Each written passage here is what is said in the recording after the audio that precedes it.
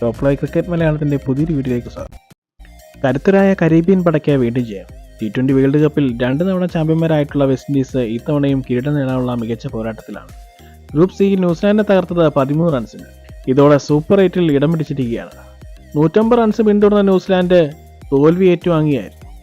ഇത് രണ്ടാം തോൽവിയാണ് ന്യൂസിലാൻഡത്. ആദ്യ തോൽവി അഫ്ഗാനിസ്ഥാനെതിരെയായിരുന്നു. പേപ്പറിൽ കരുത്തരായ ന്യൂസിലാൻഡ് ടീം T20 വേൾഡ് കപ്പിൽ മികച്ച പ്രകടനമല്ല കാഴ്ചവെക്കുന്നത്.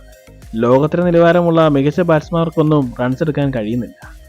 Devin Conway, Rachin Ravindra, Kane Williamson എല്ലാം കാര്യമായ സംഭാവനകൾ നൽകുന്നില്ലെന്ന് ഈ കളികളിൽ നിന്ന് വ്യക്തമാണ്.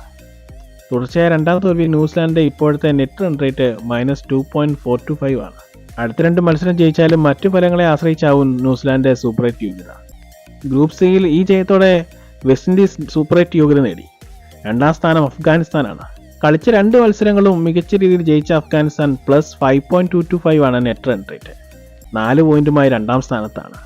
അപ്പോൾ തന്നെ മനസ്സിലാക്കാം ന്യൂസിലാൻഡ് 2 കളി ജയിച്ചാൽ പോലും +5.225 എത്തണമെങ്കിൽ നല്ല കടമ്പ കടക്കേണ്ടി വരും. അതുകൊണ്ട് തന്നെ ന്യൂസിലാൻഡ് ഏകദേശം പുറത്തായ മട്ടിലാണ്. ചുരുക്കത്തിൽ ന്യൂസിലാൻഡ് പുറത്തായി എന്ന് വേണം പറയാൻ. എല്ലാ ICC വേൾഡ് കപ്പിലും ഇന്ത്യക്ക് തലവേദനയാകുന്ന ന്യൂസിലാൻഡ് ഇതാ ഗ്രൂപ്പ് സ്റ്റേജിൽ തന്നെ പുറത്താവുകയാണ്. ഈ മത്സരത്തിൽ ഒരു ഘട്ടത്തിൽ 76-ന് 7 വിക്കറ്റ് എന്ന നിലയിൽ നിന്നും വെസ്റ്റ് ഇൻഡീസിനെ കരം പിടിച്ചുയർത്തിയത് റുദർഫോർഡാണ്. താരത്തിൻ്റെ 68 റൺസിൻ്റെ മികച്ച പ്രകടനമാണ് മികച്ചൊരു ടോട്ടലിലേക്ക് എത്തിക്കാൻ വെസ്റ്റ് ഇൻഡീസിന് കാരണമായത്. ഇത്തരം ക്രിക്കറ്റ് വാർത്തകൾക്കായി ഈ ചാനൽ സബ്സ്ക്രൈബ് ചെയ്യുക.